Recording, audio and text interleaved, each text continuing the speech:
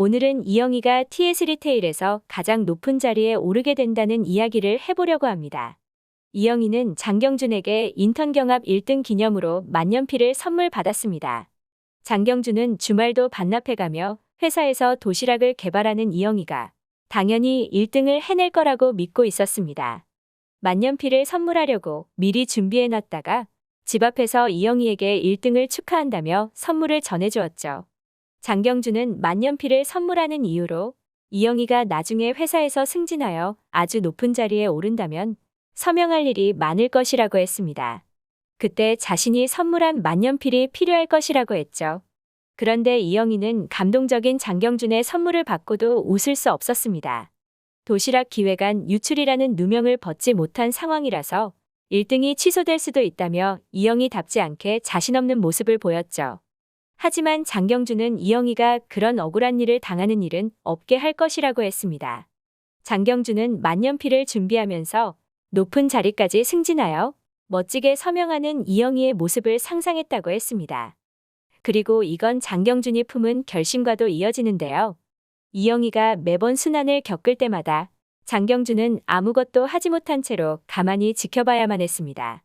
이영희가 서화경에게 뺨까지 얻어맞았다는 것도 이영희가 말해주지 않았기에 강은호에게서 전해들은 장경준은 너무나 속이 상했습니다.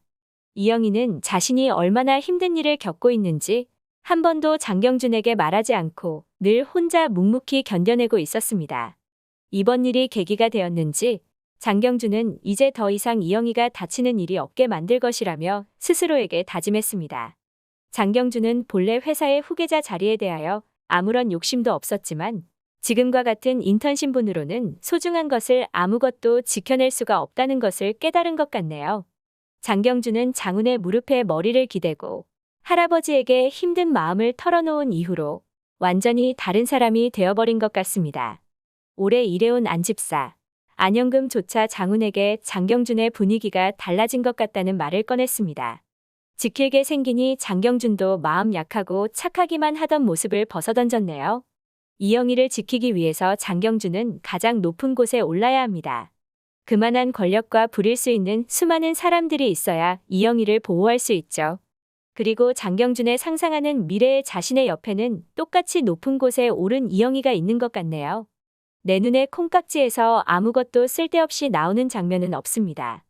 오늘 장경준이 이영희에게 건넨 만년필은 나중에 이영희가 TS 리테일에서 가장 높은 자리에 오르게 되었을 때 서류에 멋지게 서명하는 장면으로 등장하게 될 것 같네요. 이영희는 편의점에서 3년간 경험하며 쌓아온 그간의 실무 경력으로 맹활약하고 있습니다. 심지어 이번에는 장경준을 넘어서는 능력을 보여주었죠. 2차 인턴 경합에서 1등은 이영희였고 장경준은 3등을 차지했습니다. TS 리테일에서는 현재도 무능력한 사장 장희재를 대신하여 부사장 차윤희가 실질적인 사장 역할을 하고 있습니다.